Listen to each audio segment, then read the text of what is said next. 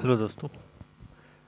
आधुनिक भारत का इतिहास चल रहा है और परीक्षा मंथन से ये कवर कर रहे हैं। जो आने वाली परीक्षाएं हैं आपकी, उसके लिहाज से बड़ा ही महत्वपूर्ण है और इसमें अच्छे खासे फैक्ट्स हैं, कॉन्सेप्ट भी है। ठीक है।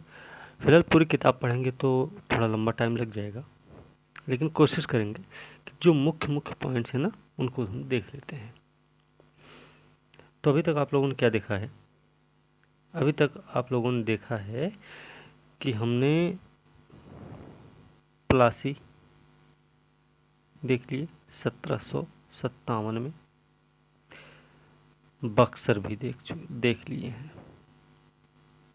1764 में। इलाहाबाद की संधि भी हुई है इसी बक्सर के बाद 1765 में। रॉबर्ट क्लाइव के द्वारा बंगाल में द्वैध शासन स्थापित हो चुका है। गोविंदपुर, सुल्तानाती, कोलिकाता की दीवानी प्राप्त हुई और तीनों को मिला के कोलकाता का निर्माण भी हुआ जॉब 4 नाक के द्वारा। हमने देख लिया कि बंगाल, बिहार, उड़ीसा की दीवानी प्राप्त हो चुकी है कंपनी को। 26 लाख रुपए मुगल बादशाह को दिए जाएंगे प्रतिवर्ष, है ना। एक प्रकार से पेंशन भोगी बन गया है मुगल बादशाह। अब बंगाल क्षेत्र में द्वैध शासन स्थापित हो रहा है, तो द्वैध शासन रॉबर्ट क्लाइव के द्वारा स्थापित किया गया है। अच्छा, अब शासन चलाया जाएगा तो शासन चलाने के लिए पैसा भी चाहिए होगा इनको। पैसा कहाँ से आएगा फिर?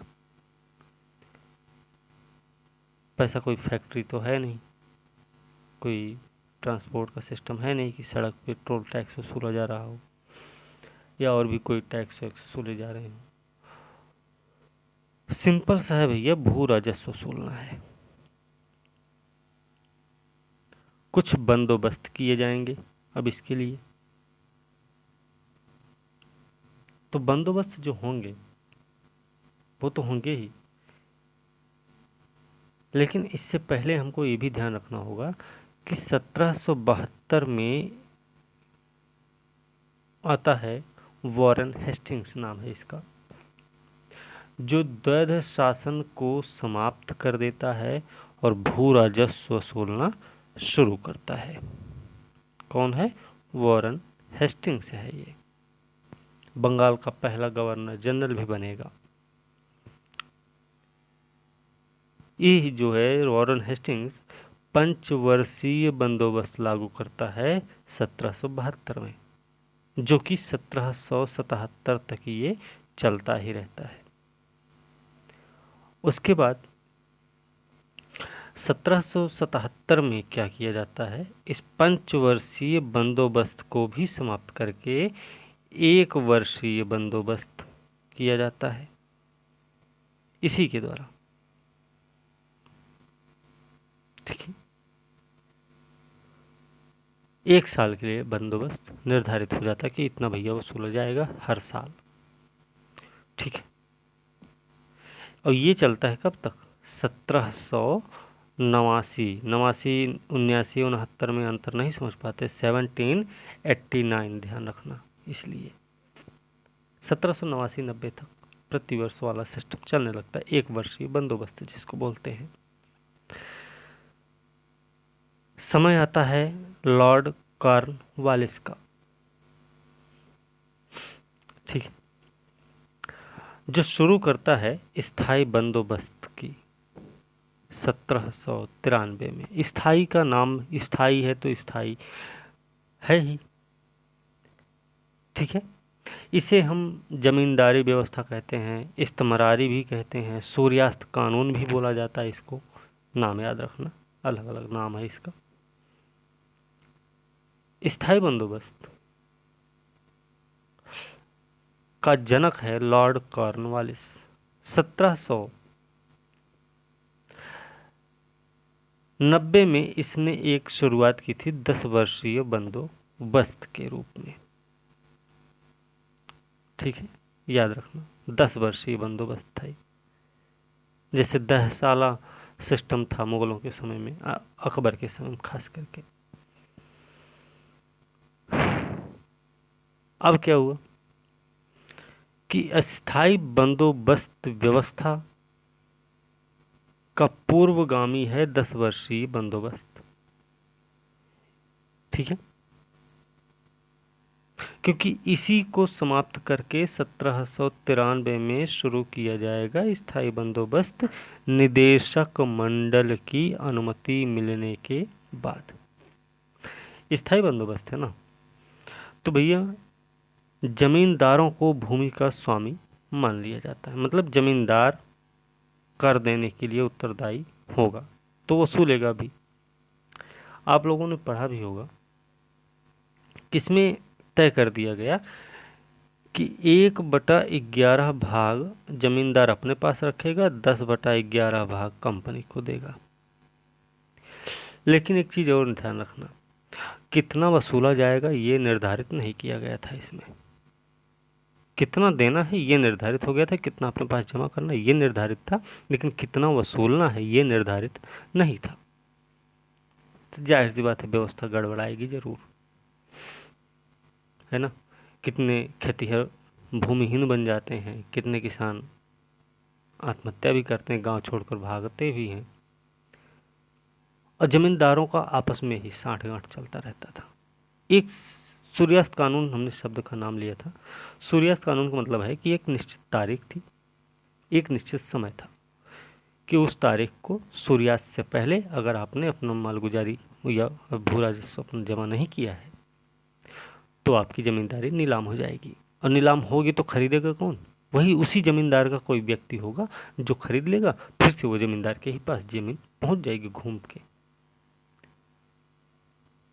ठीक है, इसमें एक चीज़ याद रखना कि ये जो व्यवस्था रही ना, ये 19% क्षेत्र पर लागू हुई थी। पहली बात, बंगाल, बिहार, उड़ीसा और वाराणसी तथा उत्तरी कर्नाटक वाले क्षेत्र में लागू हुई। इसमें किसानों का शोषण बहुत हुआ। ठीक है, इसमें जो जमींदार होता था वो दूर बैठा व्यक्ति होता था और बीच में होते थे कई सारे बिचौलिया। ये लोग वसूल कर जमींदार के पास भेजते थे और ये जमींदार जो था सीधे अंग्रेजों को देता था। तो ये दूर स्थित होता था जमींदार, तो इसलिए इसको दूरवासी व्यवस्था भी बोलते हैं, ध्यान रखना। ठीक है,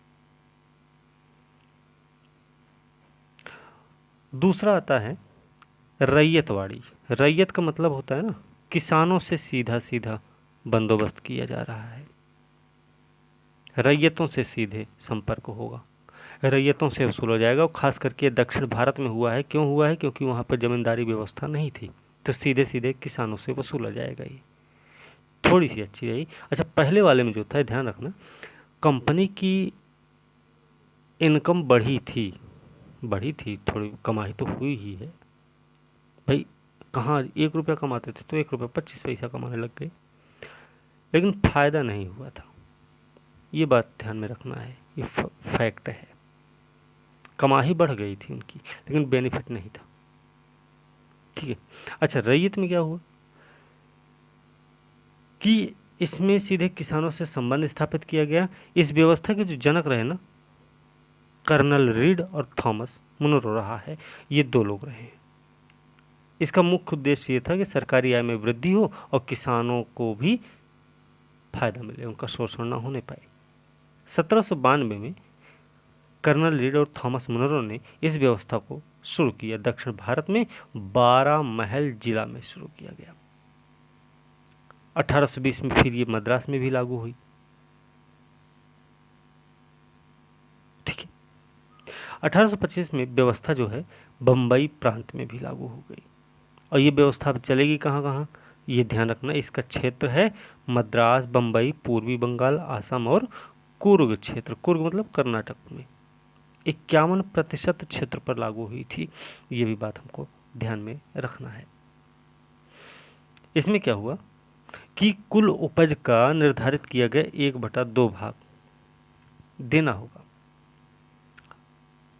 लेकिन हकीकत ये थी कि आधे से अधिक कर वसूला गया। ठीक है। एक चीज का फायदा रहा कि इसमें दलाल नहीं रहे, बिचौलिया कोई नहीं रहा, इसमें जमींदार कोई नहीं रहा, सीधे सीधे अंग्रेजों और किसानों के बीच व्यवस्था रही।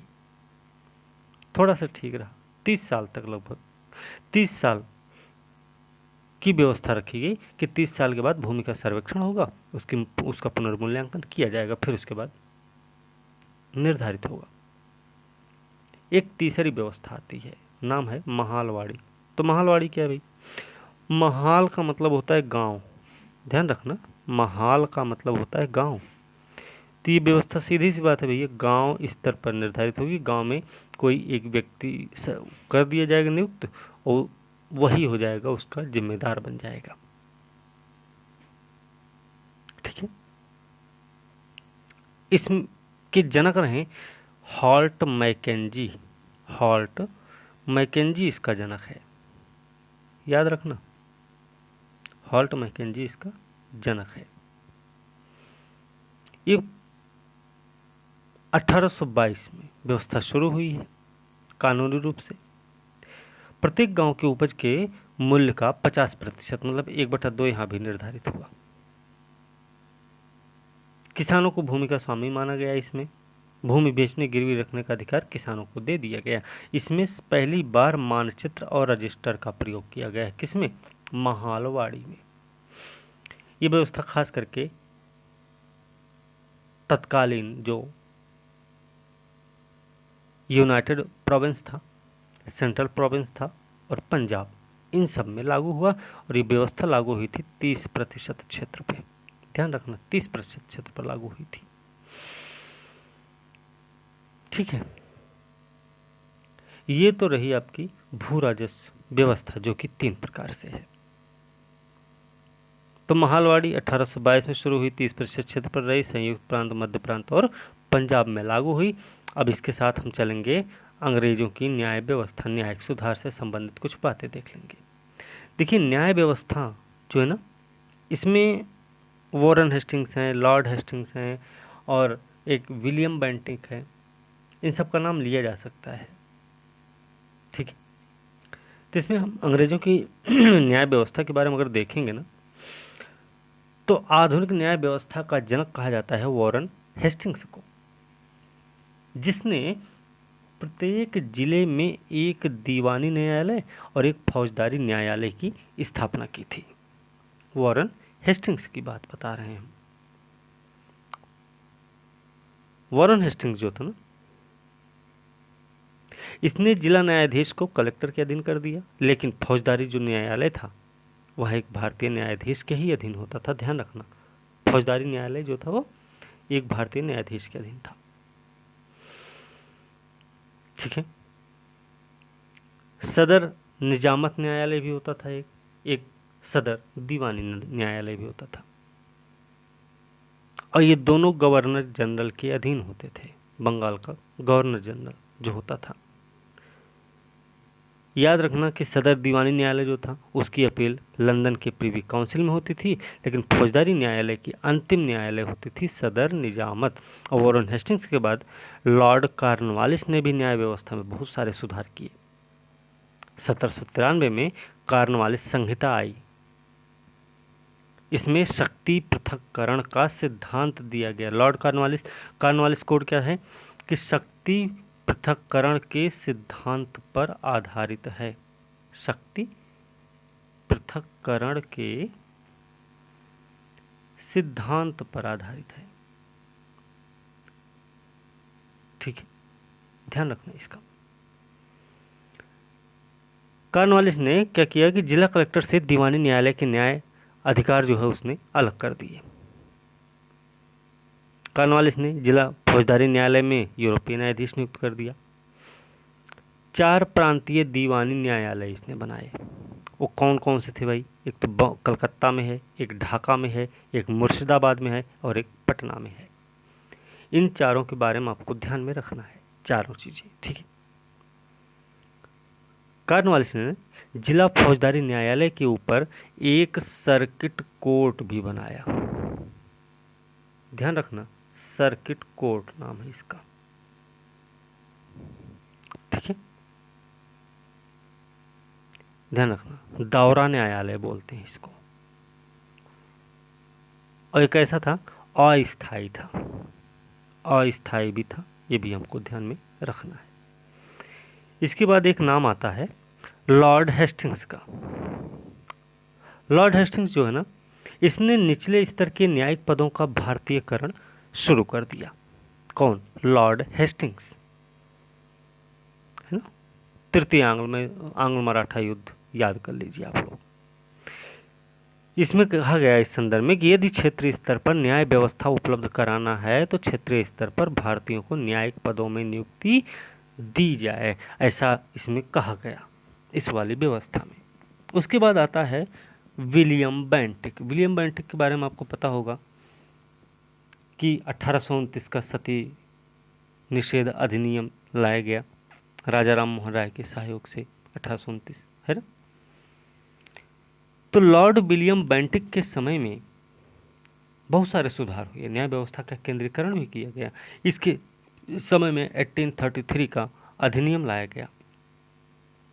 अब बंगाल का गवर्नर जनरल भारत का गवर्नर जनरल बन जाएगा और व्यवस्था की गई कि गवर्नर जनरल उसकी कार्यकारिणी पूरे ब्रिटिश भारत के लिए कानून बनाएगी। मतलब क्या है कि कॉर्नवालिस का जो सर्किट कोर्ट था ना, अभी हमने थोड़ी देर पहले दौरा न्यायालय बताया था, उसको क्या कर दिया गया, 1833 के द्वारा समाप्त कर दिया गया। अब आगरा में एक अपीलीय न्यायालय बनाया गया और इलाहाबाद में सदर दीवानी सदर निजामत की स्थापना हुई। बेंटिक ने भारतीय कानून को संचित करने, इसमें सुधार लाने के लिए 1833 में प्रथम विधि आयोग की स्थापना की, लॉर्ड मैकाले की अध्यक्षता में, ठीक है। इसके बाद समय आता है लॉर्ड डलहौजी का, 1853 का अधिनियम आ गया है। इसमें फिर से विधि आयोग गठित करने की सलाह दी गई। 54 में मैकाले के नेतृत्व में दूसरा विधि आयोग बना और इसी आयोग की संस्तुति पर क्या किया गया, 1858 से लेकर 1861 तक भारतीय दंड संहिता, भारतीय सिविल संहिता, भारतीय सिविल कार्य संहिता की रचना हुई। 1862 में उच्च न्यायालय अधिनियम पारित होता है और इसके आधार पर प्रमुख प्रांतों में एक एक उच्च न्यायालय की स्थापना की गई। और लास्ट में 1935 वाला आएगा, 1935 वाला अधिनियम आएगा। इसमें एक संघीय न्यायालय की व्यवस्था की गई, आप लोगों ने पढ़ा भी होगा, ठीक है। तो न्यायिक सुधार से संबंधित कुछ बातें जो हैं उनमें देख लेते हैं। तो पहला विधि आयोग 1833 मैकाले की अध्यक्षता में, दूसरा भी बन गया मैकाले की अध्यक्षता में 1854 में। भारतीय दंड संहिता 58 से 61 में, भारतीय सिविल संहिता आई इसी में भारतीय सिविल कार्य संहिता भी आ गई। उच्च न्यायालय अधिनियम आता 1862 में, कई बार प्रश्न पूछा गया है इस न्यायालय की स्थापना के लिए। संघीय न्यायालय 1935 के अधिनियम के द्वारा 1937 में किया गया है। अब बात आती है कि ये तो ठीक है, लेकिन कुछ शिक्षा उक्षा पर भी ध्यान देंगे कि नहीं ये लोग? तो भैया देंगे, क्यों नहीं देंगे? क्योंकि दिखाना भी पड़ेगा कि हम शिक्षा के लिए भी काम करते हैं। तो कंपनी ने क्या किया कि प्रारंभिक ब्रिटिश शासक जो थे भारतीय संस्कृति से प्रभावित हुए थे, वो सब प्राच्यवादी कहलाए थे। तो मानना इनका ये था कि यूरोपीय ज्ञान विज्ञान को भारतीयों को उन्हीं की भाषा में शिक्षित किया जाए। 80-81 में 1780-81 में कौन है? वॉरेन हेस्टिंग्स है। इसने कलकत्ता मदरसा की स्थापना की फारसी अरबी का अध्ययन करने के लिए। 1784 में फिर सर विलियम जोन्स हैं जिन्होंने कलकत्ता में रॉयल एशियाटिक सोसाइटी की स्थापना की। उद्देश्य था कि प्राचीन भारतीय इतिहास संस्कृति को उजागर किया जाए, विलियम जोन्स के। 82 में फिर जोनाथन डंकन हैं, इनके सहयोग से वाराणसी में संस्कृत कॉलेज की स्थापना होती। कई बार प्रश्न पूछा गया भैया, थोड़ा सा ध्यान रखना है। 1813 में कंपनी को निर्देश मिला कि भैया भारत में प्रतिवर्ष कम से कम 1 लाख रुपया शिक्षा क्षेत्र में खर्च किया जाए। मामला अभी निपटा नहीं है, तो क्या होना है, आंग्ल और प्राच्य का विवाद भी उत्पन्न हो जाएगा। मतलब क्या है कि लॉर्ड विलियम बेंटिक ने आंग्लवादी नेता मैकाले के विचारों से सहमत होकर 1835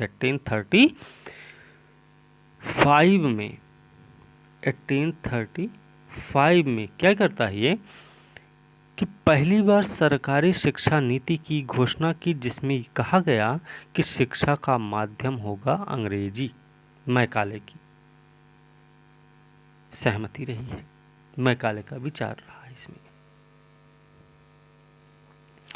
फिर लॉर्ड ऑकलैंड हैं, जिनके समय में अंतिम रूप से आंग्ल प्राच्य विवाद उत्पन्न होता है, और लॉर्ड ऑकलैंड के समय में, जिसको अफगान के लिए जो नीति शुरू की गई थी उसके लिए जाना जाता है ऑकलैंड को। इसने अधोमुखी निस्यंदन सिद्धांत या विपरेशन सिद्धांत को यही लाया था। इसमें क्या था, ये सिद्धांत देखिए बेंटिक के समय में ही शुरू हुई थी और इसी के समय में इसे सरकारी मान्यता भी मिली। इसका उद्देश्य क्या था, इसका उद्देश्य ये था ना कि सबसे पहले उच्च वर्ग को शिक्षा दे दिए जाए, तो इससे क्या होगा, ये शिक्षित हो जाएंगे तो इनसे छन छन के शिक्षा क्या होगी, जनसाधारण तक पहुंच जाएगी। ठीक है, फिल्ट्रेशन थियरी बोलते हैं इसको, फिल्ट्रेशन ही इंग्लिश में, ध्यान रखना, फिल्ट्रेशन बोलते हैं, फिल्ट्रेशन थियरी।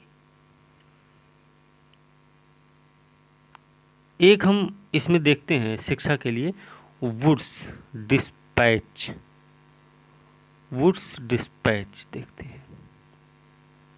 यह शिक्षा से ही संबंधित ना 1854 में आया हुआ है ना, 1854 में आया हुआ है।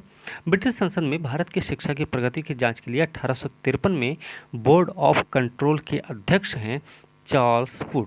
इनकी अध्यक्षता में 1854 में एक रिपोर्ट प्रस्तुत होती है, जिसको वुड का घोषणा पत्र कहा जाता है। इसमें आधुनिक शिक्षा की आधारशिला को माना जाता है, इसे ही आधुनिक शिक्षा की आधारशिला माना जाता है, और इसमें श्रेणीबद्ध शिक्षण संस्थाओं की स्थापना का प्रावधान किया गया। तो हमने इतने सारे पॉइंट्स आप अभी तक देख लिए हैं, तो शिक्षा के बारे में थोड़ा सा हम देख लेते हैं। आयोग कुछ गठित किए गए, कौन कौन से हैं, क्या प्रावधान रहा है। तो देखिए आयोग का नाम है चार्ल्स वुड का डिस्पैच, लॉर्ड डलहौजी का गवर्नर जनरल का काल रहा है, 1854 में बनाया है। भारत की भावी शिक्षा के लिए एक बृहत योजना थी। इसे प्रायः भारतीय शिक्षा का मैग्ना कार्टा भी कहते हैं। ध्यान में याद रखना, ये पॉइंट पूछा गया कई बार। इसके प्रावधानों में पाश्चात्य शिक्षा का प्रसार था, उच्च शिक्षा के लिए अंग्रेजी माध्यम था, प्राथमिक शिक्षा के लिए जनभाषा, और शिक्षा के लिए निजी प्रभावों को प्रोत्साहन, महिला शिक्षा को प्रोत्साहन। कलकत्ता, मद्रास, बम्बई में 3 विश्वविद्यालय की स्थापना हुई, वुड्स डिस्पैच के आधार पर हुई थी। अगला आता है हंटर कमीशन। इसमें लॉर्ड रिपन है अभी गवर्नर, 1882-83 का बात है। इसमें हंटर आयोग बना, हंटर शिक्षा आयोग है। इसमें क्या होता है, लॉर्ड रिपन का समय भाई ध्यान रखना, इसमें कुछ प्रावधान रहे, जैसे स्थानीय भाषा में प्राथमिक शिक्षा पर जोर दिया जाए, शिक्षा के लिए उपकर लगाया जाए, माध्यमिक स्तर पर साहित्यिक शिक्षा के साथ साथ व्यावहारिक शिक्षा तथा महिला शिक्षा को प्रोत्साहन दिया जाए। ये रहा हंटर कमीशन।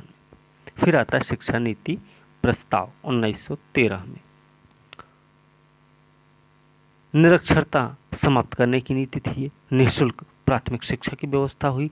सभी प्रांतों में कम से कम एक विश्वविद्यालय की स्थापना का प्रावधान किया जाता है शिक्षा नीति प्रस्ताव के तहत 1913 के। फिर आता है सैडलर आयोग। सैडलर विश्वविद्यालय आयोग पूरा नाम है, 1917 से 19 के बीच में चला, और ये 12 वर्षीय स्कूली शिक्षा, माध्यमिक शिक्षा के बाद स्नातक की उपाधि और अध्यापकों के प्रशिक्षण की उचित व्यवस्था का प्रावधान किया गया। कब? सैडलर विश्वविद्यालय आयोग के दौरान, आयोग के रिकमेंडेशन में। फिर आता है हारटोग समिति, 1929 में बनाई गई। प्राथमिक शिक्षा में सुधार की बात हुई, केवल प्रतिभाशाली विद्यार्थियों को ही उच्च शिक्षा का प्रावधान किया जाए। तो ये थोड़ा सा ठीक था, और ठीक था तो थोड़ा गड़बड़ भी था। ठीक इसलिए क्योंकि अब कंपटीशन मतलब एग्ज़ाम होगा, एंट्रेंस एग्ज़ाम टाइप का कुछ होगा, तभी ये उच्च शिक्षा में जा सकते हैं। फिर आता है शिक्षा की सार्जेंट योजना 1944 में। कई बार क्रोनोलॉजिकल ऑर्डर पूछे जाते हैं तो थोड़ा हमको याद रखना है। इसमें क्या किया गया? देश में प्रारंभिक विद्यालय, हाई स्कूल की स्थापना का प्रावधान हुआ। 6 से 11 वर्ष के बच्चों को निःशुल्क अनिवार्य शिक्षा की व्यवस्था आदि, ये सारे कुछ कुछ प्रावधान रहे हैं शिक्षा की सार्जेंट योजना के तहत 1944 में, जो कि बनाई गई थी। ठीक है, अब क्या होगा? शिक्षा भी देख लिए, न्याय भी देख लिए, इनका भू राजस्व बंदोबस्त भी हमने देख लिया। अब हम देखेंगे कि भारत पर ब्रिटिश राज्य का कौन सा प्रभाव पड़ता है। तो उपनिवेशवाद के कई सारे चरण हैं।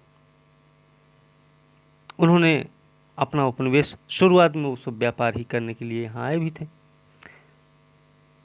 तो सर इन्होंने क्या किया? बाद में भाई लालच बढ़ता गया, शोषण करने की कई सारी योजनाएं इन्होंने पास भी कर दी। आरपी दत्त की एक रचना है, आज का भारत का औपनिवेशिक अर्थव्यवस्था का सर्वश्रेष्ठ ग्रंथ के रूप में। इसमें अंग्रेजों की शोषण प्रवृत्ति के 3 चरण को 3 चरणों में विभक्त किया गया। वाणिज्यवाद, वाणिज्यिक पूंजीवाद का चरण है, औद्योगिक पूंजीवाद का चरण है, और वित्तीय पूंजीवाद का चरण है। अगर हम वाणिज्यिक पूंजीवाद के चरण की बात करेंगे ना, तो ये चलता है 1757 से लेकर 1813 के बीच में। वाणिज्यिक पूंजीवाद का चरण, इसमें भारतीय व्यापार पर एकाधिकार होता है, भारतीय सत्ता पर नियंत्रण स्थापित कर सरकारी राजस्व पर कब्जा होता, भारतीय हस्तशिल्प उद्योग पर नियंत्रण हो जाता है, और ये तीनों के तीनों लक्ष्य प्राप्त करने में कंपनी कामयाब हो जाती है। दूसरा आता औद्योगिक पूंजीवाद का चरण, 1813 से लेकर 1858 तक का समय है ये औद्योगिक पूंजीवाद का चरण। 18वीं शताब्दी के अंत में इंग्लैंड में औद्योगिक क्रांति की शुरुआत हो जाती है। इस चरण में कंपनी का उद्देश्य होता है कि भारत को भैया एक अधीनस्थ बाजार के रूप में विकसित कर दिया जाए। साथ ही भारत को एक ऐसे उपनिवेश की भूमिका भी अदा करनी थी जो इंग्लैंड के कारखानों के लिए कच्चा माल भी प्रदान कर सके, उपलब्ध करवा सके, आपूर्ति करवा सके। तो इंग्लैंड के कारखानों में क्या होता कि जो सस्ती वस्तुएं बनी हुई सस्ती वस्तुएं होती थी ना, उससे भारत का बाजार पूरी तरह से पटने वाला था। इससे क्या होगा? प्रतियोगिता बढ़ेगी भाई, क्योंकि हमारे यहाँ तो हाथ से कपड़े बनाए जा रहे हैं, वहाँ मशीन से बनाए जा रहे हैं, उनका सस्ता होगा, हमारे यहाँ मेहनत ज़्यादा हो रही है, तो ये लोग कुछ ना कुछ महंगा तो बेचेंगे ही, तब ना बेनिफिट निकलेगा। लेकिन ये नहीं भूलना है कि जो माल भारतीय बुनकरों के हाथ से बना तैयार माल होता था ना, वो कहीं ज़्यादा अच्छा था उस मशीन के बने हुए तैयार माल से, महंगा था।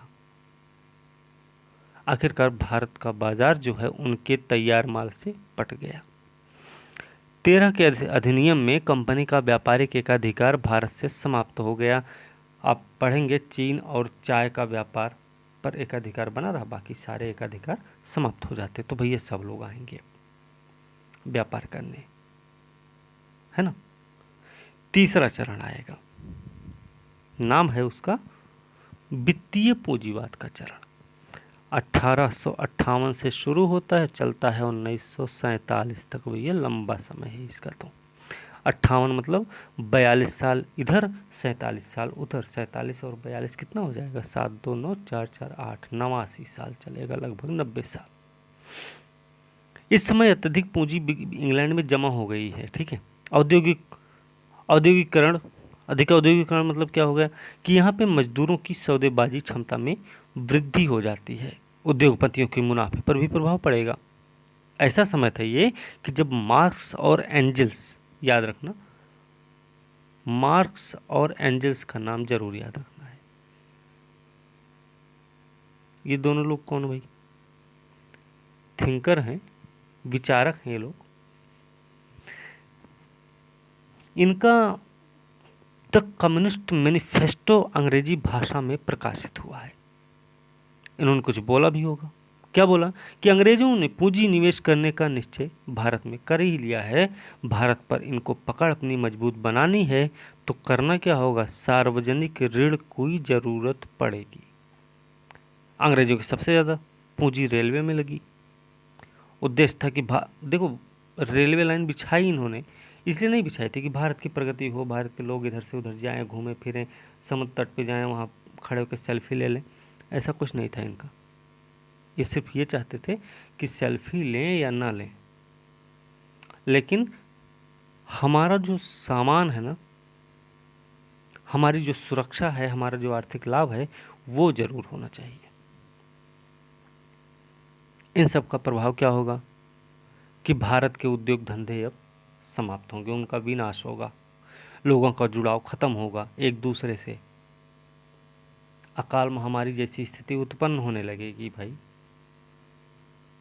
तो इसी के परिणाम के रूप में समय आता है भारतीय हस्तशिल्प उद्योग के विनाश का। 1600 से 1757 तक कंपनी की भारतीय वस्तुएं बाहर ले जाते थे, बदले में सोना चांदी लाते ही रहते थे।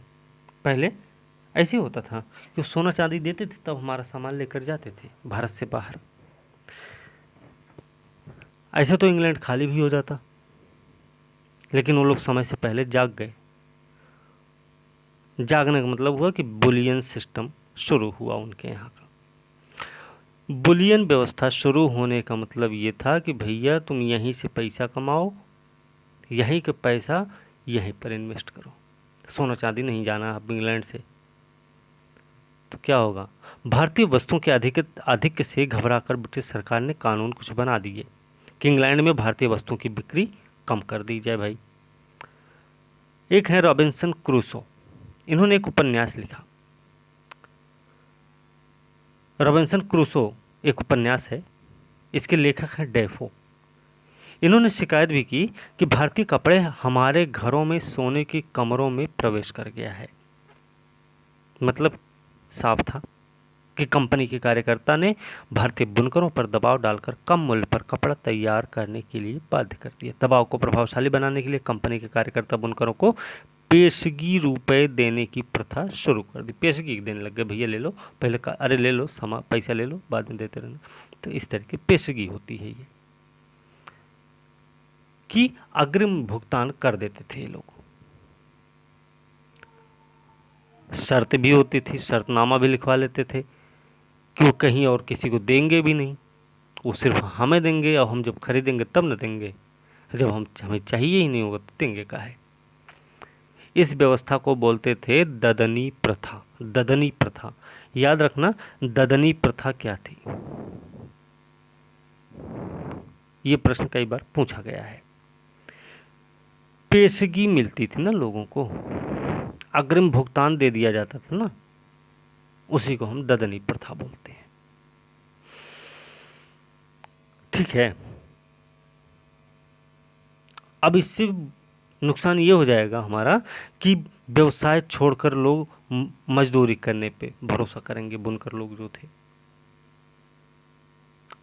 और क्या हो जाएगा, फिर औद्योगिक क्रांति शुरू हो ही चुकी है। इंग्लैंड में कारखाने में निर्मित सस्ती वस्तुएं भारतीय बाजारों में भेज ही दी गई हैं। तो भारत का जो उद्योग होगा ना, वो क्या हो जाएगा भाई, विनाश के कगार पर चला जाएगा। भारतीय हस्तशिल्प उद्योग का विनाश होना तय हो जाएगा। इन्होंने धन निष्कासन का भी सिद्धांत अपनाया। पहली बार इस पे जिस व्यक्ति ने टिप्पणी की थी उनका नाम है दादा भाई नौरोजी। इन्होंने the poverty and un British rule in India नाम से प्रतिपादित किया था। सबसे पहले इन्होंने 2 मई 1867 को 2 मई 1867 को दादा भाई नौरोजी ने ईस्ट इंडिया एसोसिएशन के लंदन में बैठक में इन्होंने अपना एक लेख पढ़ा। लेख का नाम था इंग्लैंड डेट टू इंडिया। इनके धन के निष्कासन सिद्धांत को कांग्रेस ने पहली बार कलकत्ता का अधिवेशन हुआ, कांग्रेस अधिवेशन जो हुआ था कलकत्ता का, जिसकी अध्यक्षता भी दादा भाई नौरोजी ने ही की थी 1896 में, उसी में इसको स्वीकार भी किया गया। धन निष्कासन का विरोध करने वाले 2 लोग थे। एक हैं M.G. रानाडे, एक तो भैया रानाडे साहब हैं, महादेव गोविंद रानाडे, और दूसरे हैं R.C. दत्त। R.C. दत्त, ये 2 लोग थे। धन के निष्कासन सिद्धांत का विरोध किया इन्होंने। कार्ल मार्क्स ने भी टिप्पणी की, वो भी नहीं चूके इस बात से। उन्होंने टिप्पणी क्या की कि भारत में ब्रिटिश आर्थिक नीति जो है वो घिनौनी टाइप की है। एक अंग्रेज नागरिक हैं, सेल्बन नाम है उनका, सेल्बन। जो पेपर आया था ना उसके बाद BPSC 67 के बाद CDPO वाला एग्जाम हुआ था, उसमें आप लोगों ने देखा होगा बड़ा स्टेटमेंट के रूप में प्रश्न पूछा गया था। तो थोड़ा सा ये सब स्टेटमेंटों तो ध्यान रखना भाई। सेल्बन महोदय ने कहा कि हमारी अर्थव्यवस्था एक स्पंज के समान है जो भारतीय अर्थव्यवस्था को सोख लेती है और फिर टेम्स नदी के किनारे आकर उसको निचोड़ देना पड़ता है। तो निचोड़ देती है भाई। धन निष्कासन का विरोध करने वाले समाचार पत्र में नाम आता है अमृत बाजार पत्र का, जो कि शिशिर कुमार घोष उसके संपादक रहे हैं। और यही थी ना कि अंग्रेजी वो कानून से बचने के लिए रातों रात ये अंग्रेजी में बदल गई थी, है ना। देशी अधिनियम था कुछ, उससे बचने के लिए इसने क्या किया था, अपने आप को अंग्रेजी में परिवर्तित कर लिया था। ठीक है। अब बहुत सारे समस्याएं हो रही हैं। अब एक समय आएगा और बहुत बड़े स्तर पर अंग्रेज़ों को उसका खामियाजा भी भुगतना पड़ सकता है और भारत का एक बहुत बड़ा क्षेत्र इससे प्रभावित भी होने वाला है। नेतृत्व का तो अभाव रहा, लेकिन कोई भविष्य की योजना भी नहीं रही विशेष। लोग अपने अपने क्षेत्र के लिए लड़ते रहे। बहुतों ने तो अंग्रेजों का ही साथ दिया। फिर भी 1857 की क्रांति शुरू हो जाती है। 1857 का विद्रोह शुरू होता है। इसमें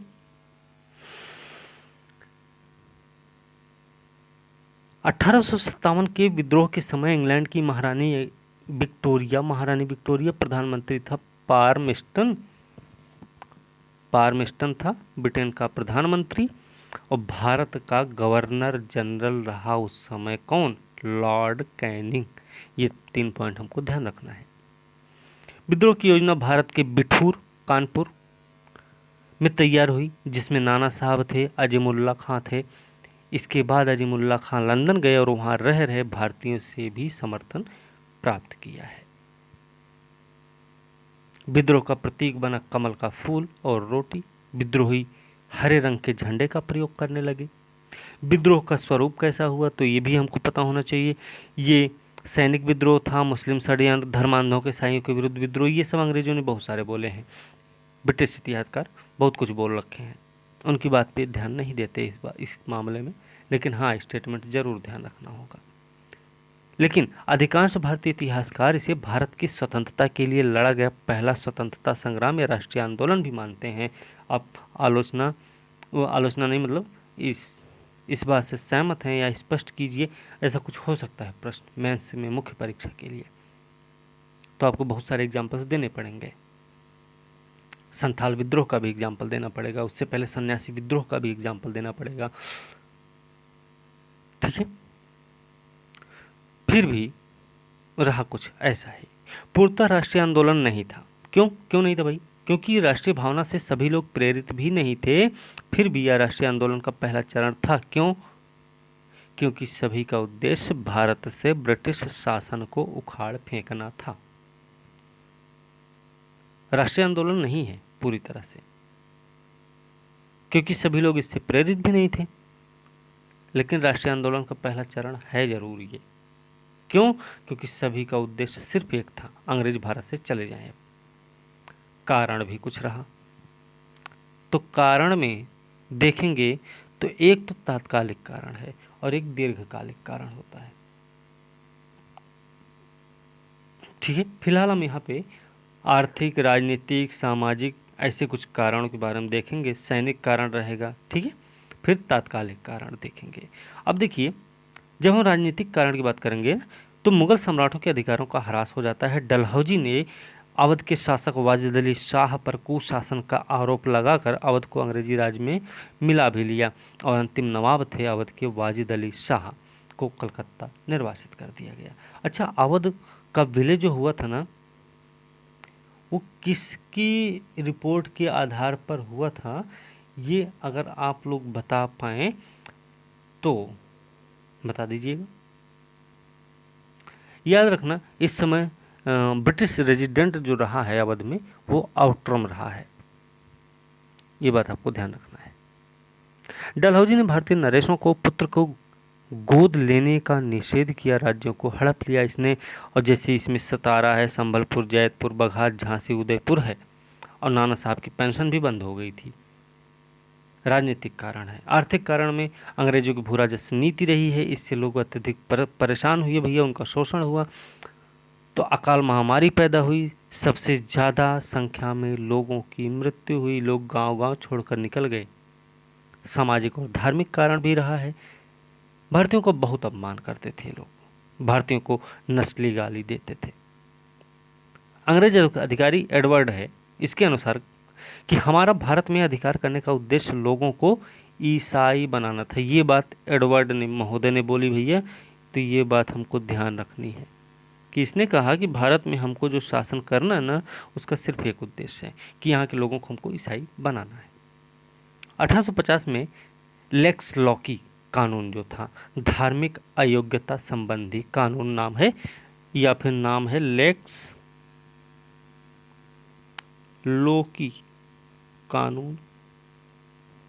कब है? 1850 का कानून है, ये पारित होता है। इसमें जो हिंदू ईसाई धर्म स्वीकार करेगा उसे उसके पैतृक उत्तराधिकार से वंचित नहीं किया जाएगा, ऐसा प्रावधान किया गया। फिर इसमें एक कारण आएगा सैनिक कारण। जब सैनिक कारण की बात करेंगे ना, तो इसमें बहुत सारे सैनिक शामिल रहे। अवध से सबसे ज़्यादा सैनिक इसमें आए थे। 1854 में डाकघर सुरक्षा अधिनियम पारित हुआ था। इसके द्वारा सैनिकों की निःशुल्क डाक सेवा भी समाप्त हुई थी। कैनिंग सरकार ने सामान्य सेवा भर्ती अधिनियम 1856 में पारित किया, जिससे सैनिकों में असंतोष भी फैल गया था। तो एक पॉइंट ये भी याद रखना कि 1856 में सामान्य सेवा भर्ती अधिनियम आया था, कैनिंग था उस समय। इसका जो तात्कालिक कारण था, सबको पता होगा, चर्बी युक्त कार, तो उसको मुंह से खींचना था, फिर उसको भरना था, फिर गोली मारनी थी। तो पता चला कि भैया इसमें गाय और सुअर की चर्बी मिली हुई है। तो हिंदू मुसलमान को लगा कि हमारा धर्म तो अब भ्रष्ट होने वाला है, और यही मुख्य कारण बन गया। तात्कालिक कारण तो यही बना। ठीक है, इसमें सबसे पहले मतलब क्या हुआ कि बंगाल में एक जगह है दमदम, दमदम का नाम सुना होगा। यहाँ पर सैनिकों ने इस कारतूस का प्रयोग करने से मना कर दिया। 28 मार्च का समय है भैया, 28 मार्च 1857 तो है ये है। बैरकपुर छावनी में 34वीं रेजिमेंट का सिपाही है मंगल पांडे, इसने इसका विरोध किया और एडजुटेंट था लेफ्टिनेंट बाग जो था, उसकी गोली मारकर इसने हत्या कर दी। मंगल पांडे को आखिरकार 10 अप्रैल 1857 को फांसी पर चढ़ा दिया जाता है। लेकिन आग खत्म नहीं हुई है, अब तो चलेगी आगे। 24 अप्रैल 1857 का समय, मेरठ छावनी में कुछ ऐसी उड़ी पुड़ी खबर सुनने को मिलती है। तो वहाँ भी कुछ सैनिक ऐसे हो जाते हैं कि कारतूस लेने से इनकार कर देते हैं। परिणाम ये होता है उन पर मुकदमा चलता है। 9 मई 1857 को 85 सैनिकों को नौकरी से निकाल भी दिया जाता है, उनको सजा सुना दी जाती है। 10 मई का समय आता है, मेरठ में सभी सैनिक विद्रोह कर देते हैं। अपने सैनिकों को रिहा कराकर अस्त्र शस्त्र की वो लोग लूटपाट कर लेते हैं। 10 मई को शाम तक वो लोग मेरठ से दिल्ली की ओर रवाना हो जाते हैं। सुबह सुबह 11 तारीख का समय है और शहरी का वक्त था। मुगल बादशाह बहादुर शाह जफर जो थे, उस समय गेट पर कुछ आवाज़ें सुनाई देती हैं, है ना? ऐसा कुछ आप लोग पढ़े होंगे। शहरी का समय था, वो शहरी का वक्त था उनका। तो कुल मिला के ये लोग दिल्ली पहुंचते हैं, बहादुर शाह जफर को अपना राजा घोषित करते हैं और दिल्ली पर अधिकार भी हो जाता है। लेकिन ज़्यादा दिन तक नहीं चलता ये अधिकार। 20 सितंबर का दिन है 1857 में हडसन के नेतृत्व में एक अंग्रेजी सेना दिल्ली पहुंचती है और विद्रोहियों को पराजित करके दिल्ली पर वो सब फिर से अधिकार कर लेते हैं। बहादुर शाह जफर हुमायूं के मकबरे में जाके छिप जाता है और अंत में मृत्युदंड ना देने की शर्त में आत्मसमर्पण कर ही देता है। फिलहाल बहादुर शाह जफर के 4 पुत्रों को उनके सामने ही मार दिया जाता है और बहादुर शाह जफर को रंगून भेज दिया जाता है और वहीं पर 1862 में इनकी बूढ़े बादशाह की मृत्यु हो जाती है। लखनऊ में देखिए, बेगम हजरत महल नेतृत्व कर रही हैं। कैंपबेल था जो नेतृत्व करके विद्रोह को दबाया भी था। वाजिद अली शाह थे अंतिम नवाब, उनके पुत्र हैं बिरजिस कादिर। उनको अवध का नवाब नहीं बनने दिया जाता है, लेकिन जब विद्रोह शुरू होता है ना, तो बिरजिस कादिर को नवाब घोषित कर दिया जाता है। लेकिन मार्च 1858 का समय कैंपबेल है, ये सेना लेके पहुंचता है और विद्रोही को पराजित करके लखनऊ पर भी अधिकार कर लेता है। आखिरकार बेगम हजरत महल गिरफ्तारी से बचने के लिए नेपाल निकल जाती हैं। कानपुर में क्या है? कानपुर में नाना साहब बैठे हुए हैं भैया। कैंपबेल यहाँ भी है। नाना साहब जिनको धोंदूपंत कहते हैं, इन्होंने किया पेशवा घोषित किया अपने आप को। नाना साहब की तरफ से लड़ने की जिम्मेदारी तात्या टोपे ने उठाई। वास्तविक नाम था तात्या टोपे का नाम है वास्तविक नाम रामचंद्र पांडुरंग। ये प्रश्न पूछा गया कई बार कि रामचंद्र पांडुरंग कौन थे या तात्या टोपे का वास्तविक नाम क्या था। कैंपबेल यहाँ पहुँचता है और फिर कानपुर पर भी अधिकार हो जाता है। नाना साहब नेपाल भाग जाते हैं, तात्या टोपे गिरफ्तार हो जाते हैं, अंत में इनको फांसी दे दी जाती है। आता है समय झांसी का। झांसी में गंगाधर राव की विधवा हैं रानी लक्ष्मीबाई। फिलहाल यहाँ का नेतृत्व यही संभाल रही हैं, लेकिन मार्च 1858 में हीरोज यहाँ अपनी सेना लेकर पहुँचता है और रानी लक्ष्मीबाई और हीरोज के बीच में युद्ध होता है। लेकिन कुछ गद्दार होते हैं, सिंधिया जैसे, ठीक है। तो इस ग्वालियर के सिंधिया लोग थे, तो उन गद्दारों के कारण इनकी पराजय होती है और ये युद्ध क्षेत्र में ही मारी जाती है, ठीक है। कोटा मोरार में के युद्ध में रानी लक्ष्मीबाई वीर गति को प्राप्त हुई। तो कहाँ पे? कोटा और मोरार के युद्ध में रानी लक्ष्मीबाई को वीर गति प्राप्त हुई थी, ध्यान रखना। फिर जगदीशपुर का नाम सुना होगा, वीर कुंवर सिंह का नाम सुना होगा। 80 वर्षीय नवयुवक हैं भाई, कि वो जगदीशपुर मतलब आरा जिला है उनका, बिहार का। आरा जिले से वो इलाहाबाद होते हुए कानपुर पहुंचते हैं, फिर कानपुर से वापस इलाहाबाद होते हुए बिहार पहुंचते हैं, अपनी सरकार भी बनाते हैं, पूरा भी अंग्रेजों वाला सिस्टम अपना लेते हैं, ठीक है। उस एरिया में अपने, ऐसा वो इतने ताकतवर, इतने साहसी व्यक्ति रहे, हालांकि उनकी मृत्यु हो जाती है। फिर इलाहाबाद का नेतृत्व करते हैं मौलवी लियाकत अली करते हैं। इलाहाबाद का सूबेदार उनको घोषित किया जाता है। ठीक है। फैजाबाद में भी मौलवी अहमदुल्ला हैं। इन्होंने विद्रोह किया, अंग्रेजों के विरुद्ध जिहाद का नारा दिया इन्होंने, और गुरिल्ला पद्धति से इन्होंने युद्ध भी लड़े हैं। ठीक है।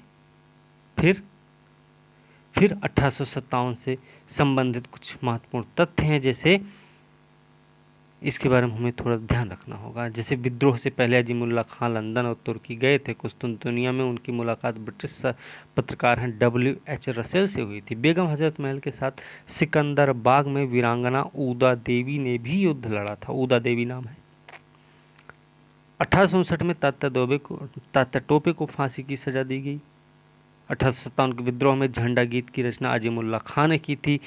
था कौन सा? हम हैं इसके मालिक हिंदुस्तान हमारा, पाक वतन है कौम का जन्नत से भी प्यारा।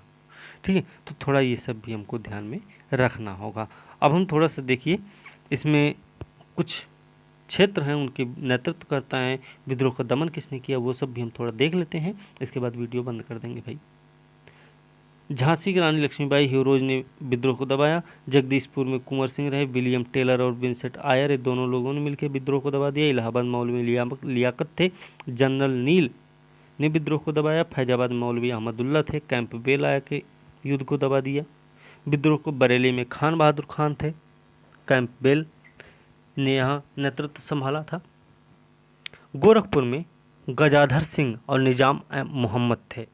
स्थानीय सेना ने विद्रोह को दबाने में साथ दिया था। ठीक है। मंदसौर मध्य प्रदेश में फिरोज शाह रहे। स्थानीय सेना ने दबाया। कोटा राजस्थान में जयदयाल और हरदयाल दो लोग थे। स्थानीय सेना यहाँ पे सक्रिय हुई विद्रोह के खिलाफ। असम में कंदपेश्वर सिंह, जिनको राजा घोषित किया जाता, मनीराम दत्त वहाँ से नेतृत्व कर रहे थे। स्थानीय सेना ने भी साथ नहीं दिया। कुल्लू वीर सिंह प्रताप सिंह थे। स्थानीय सेना ने यहाँ पे। मथुरा में देवी सिंह रहे। स्थानीय सेना ने साथ दिया। अंग्रेजों का मेरठ में कदम सिंह हुए, जो कि जहाँ पे स्थानीय सेना ने सहयोग किया था। ठीक है। तो ये कुछ पॉइंट्स हैं, इनको आपको ध्यान में रखना। 1857 से संबंधित कुछ विचार हैं, जैसे यह एक सैनिक विद्रोह था, ये लॉरेंस और शीले ने कहा। यह धर्मांधों का युद्ध, ईसाइयों के विरुद्ध युद्ध था, L.E.R. रीज ने कहा। यह बर्बरता और सभ्यता के बीच युद्ध रहा, T.R. होम्स ने कहा। अंग्रेजों के विरुद्ध मुस्लिम षड्यंत्र था, आउट्रम और टेलर महोदय ने कहा था ये बात। यह भारत की स्वतंत्रता के लिए लड़ा गया पहला स्वतंत्रता संग्राम था, तो B.D. सावरकर, अशोक मेहता ने कहा। और यह आंदोलन राष्ट्रीय विद्रोह था, ये बात बोली डिज़रायली महोदय ने। ठीक है। लॉर्ड कैनिंग ने क्या कहा कि इन देशी नरेशों और सरदारों ने इस तूफान के आगे तरंग रोध का काम किया, न था हम एक ही झोंके से उखड़ गए होते। हीरोज है जो रानी लक्ष्मीबाई के खिलाफ युद्ध लड़ा था। इसने कहा यहाँ पर सोई हुई महिला सभी विद्रोहियों में से एक क्या है, मात्र मर्द है। विद्रोह की असफलता के कुछ कारण रहे हैं। विद्रोह का सीमित स्वरूप रहा। देशी नरेश सरदारों ने गद्दारी कर दी। कुशल नेतृत्व का अभाव रहा। यहाँ पे निश्चित उद्देश्यों का भी अभाव रहा है। कोई भविष्य की योजना नहीं थी किसी के पास। विद्रोहियों के पास सीमित साधन रहे। जन समर्थन का भी अभाव उनके पास रहा। और अंग्रेजी सेना का कुशल नेतृत्व रहा है। तो ये कुछ कारण रहे हैं जिससे कि 1857 का विद्रोह हमारा कैसा रहा, असफल रहा है। ठीक है। अब हम इसके आगे जो देखेंगे वो अगली वीडियो में देख लेंगे, क्योंकि वीडियो बड़ी लंबी हो जा रही है। ठीक है। तो इसी के साथ आज की वीडियो यहीं पर समाप्त करेंगे। अगली वीडियो के साथ कल मिलते हैं। इसकी PDF भैया दे दी जाएगी। पूरा का पूरा एक बार आप देख लेंगे तो कहानी की तरह आपको याद हो जाएगा। तो इसी के साथ आज की वीडियो यहीं समाप्त करते हैं। अगली वीडियो के साथ कल मिलते हैं। तब तक के लिए धन्यवाद।